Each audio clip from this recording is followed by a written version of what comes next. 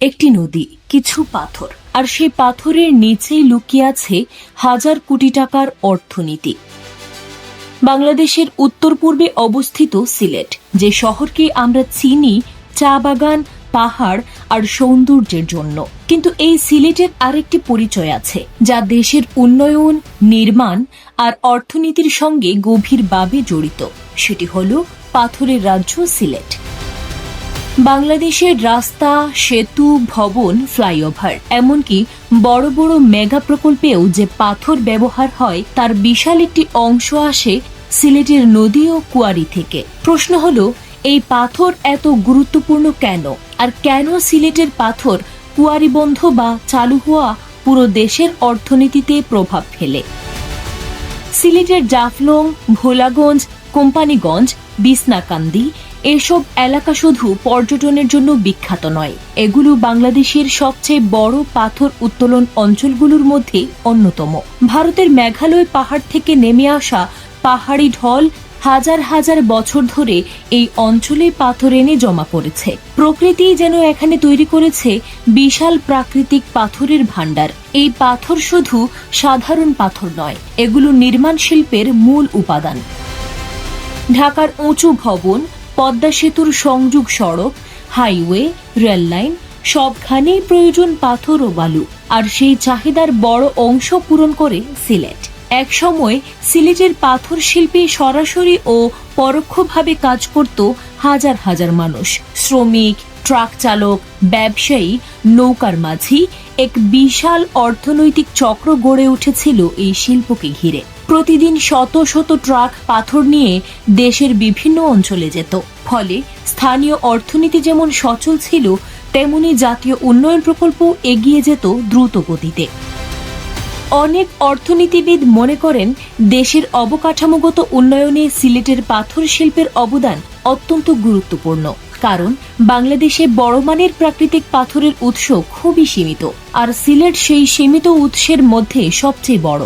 কিন্তু এখানেই শুরু হয় আরেকটি বাস্তবতা, কারণ পাথর উত্তোলনের সঙ্গে জড়িয়ে আছে পরিবেশগত ঝুঁকিও। বছরের পর বছর অবৈধভাবে পাথর উত্তোলন, নদীর তলদেশ খনন, পাহাড় কাটা এসবের কারণে ক্ষতিগ্রস্ত হয়েছে পরিবেশ। অনেক নদীর স্বাভাবিক প্রবাহ বদলে গেছে, নষ্ট হয়েছে জীববৈচিত্র্য, হুমকির মুখে পড়েছে পর্যটন এলাকা। এমনকি বিশেষজ্ঞরা সতর্ক করেছেন, নিয়ন্ত্রণহীন উত্তোলন চলতে থাকলে ভবিষ্যতে ভয়াবহ পরিবেশ বিপর্যয় দেখা দিতে পারে।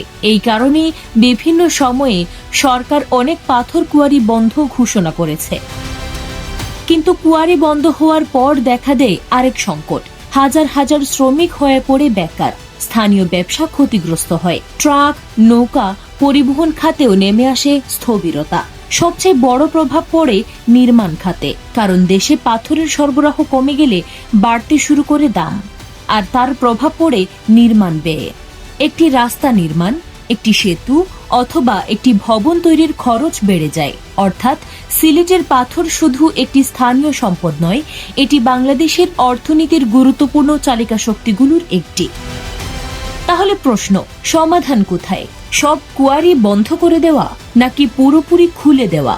বিশেষজ্ঞরা বলছেন, সমাধান হতে পারে নিয়ন্ত্রিত ও টেকসই উত্তোলন, অর্থাৎ যেখানে পরিবেশ রক্ষা করেও নিয়ম মেনে পাথর উত্তোলন করা সম্ভব।